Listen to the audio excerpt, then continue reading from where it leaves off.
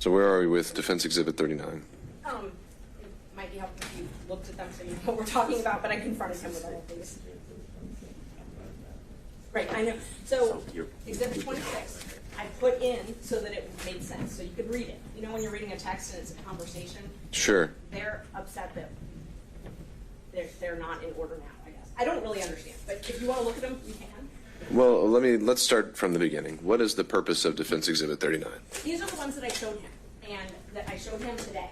So there were a lot of follow-up questions on it, and so I realized, okay, well, they should just be in the record, because other people are referring to my texts, and they might as well just be in the record. And he authenticated all of them. All right. So, and Mr. Rice? And not just in the record, Judge. They should be admitted as substantive evidence because they come in as prior consistent statements from this witness. Okay.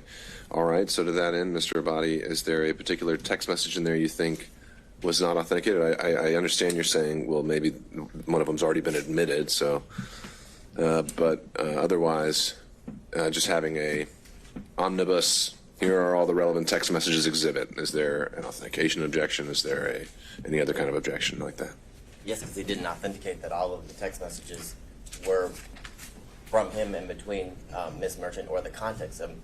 So I think that's the problem. When you don't, for example, if the state was to provide, I guess, just a specific text chain from a cell phone extraction, there would be an objection because the state would be making the determination as to what is relevant. Really, all the information should be turned over, and it's for the parties to object and Your Honor to determine which parts of the conversation are relevant or not. I don't have all of the conversation. The conversation starts in September, and then, so there's a few text messages from September, and then we jump to January.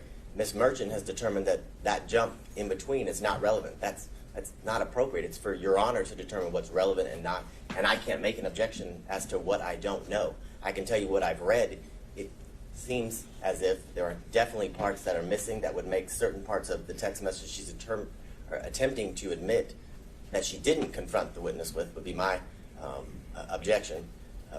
But only the relevance can only be determined if we have the full chain. So she's determined which ones are relevant.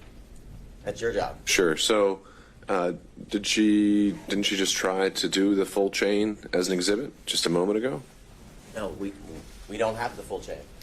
The full chain is text messages that begin in September and continue down. That's not contained in that entire package. They're on her phone.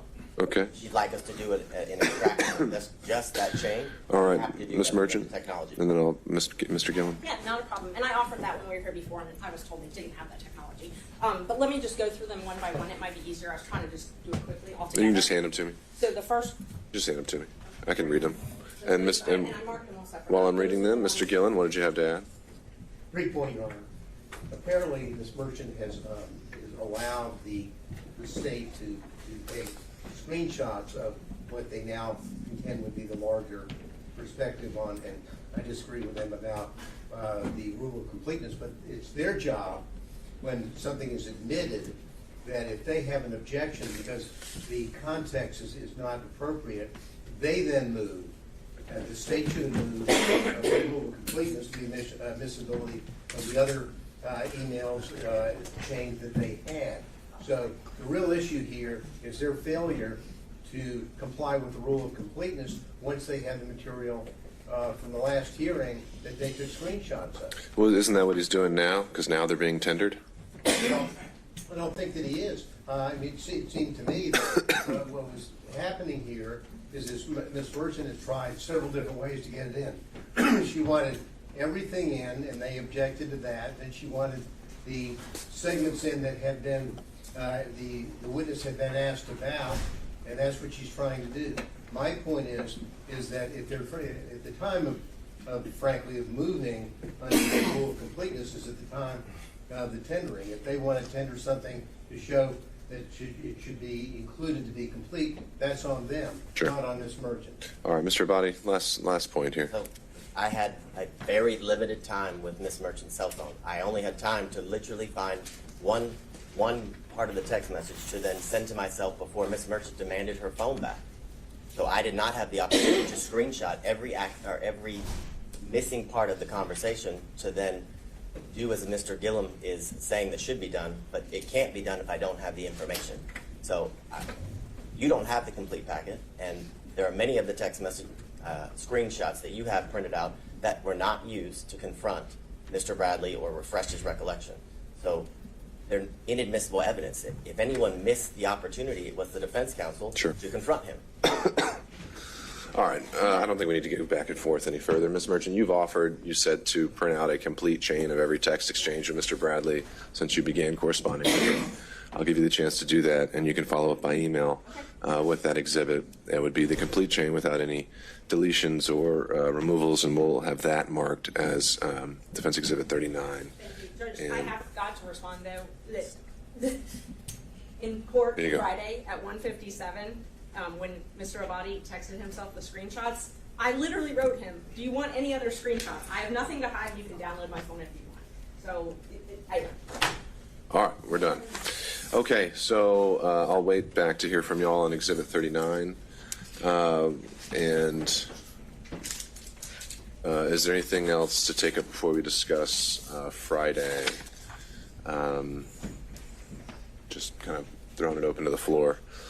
Seeing none, I believe I'd asked and put it out there among defense counsel to be considering how they would like to organize their arguments on Friday. Has there been any decisions reached on that? meeting tomorrow to determine that. Okay. And I can email the court when we're done with that. But we are going to make it as efficient as possible and break it up. Break it up in terms of like subject matter or something like that? If there's time limits that Yeah. you impose upon the defense at large. Yeah, let us know. that's the idea. Okay, yeah. Tell us what that'll be, and then Well, I'll start with, what is it that you're asking for? We'll start there. It's kind of curious. it's an interesting. Well, I don't think we can answer that right now. Number one, the court said, look, if you divide it up, then we can go with that. Or if you can't divide it up, then I'll give each defense counsel a specific period of time. Tomorrow, we'll find out when we meet whether or not we can divide it up in a way that serves the interest of our respective clients. Hopefully we can. We can communicate with the court. Okay, I'll just wait to hear from you. To the point of, I think the state recently filed their own motion to, I think it formally said to reopen the evidence as to another witness. I only got to read it very briefly, or I don't know if that was just saying in the alternative we'd like to reopen the evidence. I don't know, maybe someone can clarify that, but my thought there and what I think we ought to do Friday and what I would like to do on the issue of the cell phone analysis and this other affidavit filed by the state today is that both parties, any party rather, can make whatever arguments they want based on a proffer, any counter arguments they want to make based on a proffer. They would not be admitted into evidence at this point.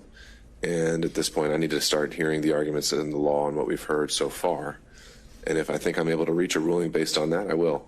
However, if I think that the proffer is going to make a material determinative point, we can reopen the evidence at that point. But just the bottom line is on Friday, I do. The intention is that we're still sticking with argument, but the parties are free to address some of these issues that have been brought up post-hearing if they'd like to. You have any- Your Honor, excuse me. Whoa. Sorry. Let me start with Mr. Saban. I'm alive and well with a quick question. All right. That suggests that we do not have to have a witness present on Friday for the cell phone record, correct? That's right. Friday would just be argument, and counsel can proffer why they think it's significant. And if once I've heard the law and the argument of counsel, I decide that that is going to have some material bearing on the outcome, then we can reopen the evidence and have it properly admitted and authenticated and subject to cross-examination. Thank you. Okay. Ms. Merchant. I just wanted to know if the court wanted us to focus our arguments on anything in particular. If you have any questions you wanted us to try and answer. Well, actually, I think what I'm more likely to do is more along the lines of what I suggested before, is give y'all a time block, and you use the time however you think is more effective, what you think is your strongest argument. I don't, a lot has been covered, and there's a lot in the motions that weren't covered during the evidentiary hearing that I would plan to rule on at the same time as well. So I leave that to you. All right, thank you. Mr. Gillen? Your Honor, I know we have other motions to hear on Friday. Oh, we do? Now, I thought we did. I just said disqualification as a whole. So if you have arguments about forensic misconduct, about anything like that, that would be the time for that argument as well. I consider that part of the disqualification. Sure. I thought we had scheduled hearings on the murder. No, I mean, I talked about that, and then things evolved. So we didn't actually send out a notice adding any other motions, but we do need to. We have some trials starting next week. The next 2 weeks, we've got some of our homicide trials already scheduled. So I'm going to be following up with you all to schedule the rest of the pretrial motions that we have. So the only arguments that we have on Friday would be 1 o'clock on the issue of disqualification. That's right, all things disqualification. Anything from the state or any other defense counsel? I think for the state. All right, thank you all. All right, we're off the record.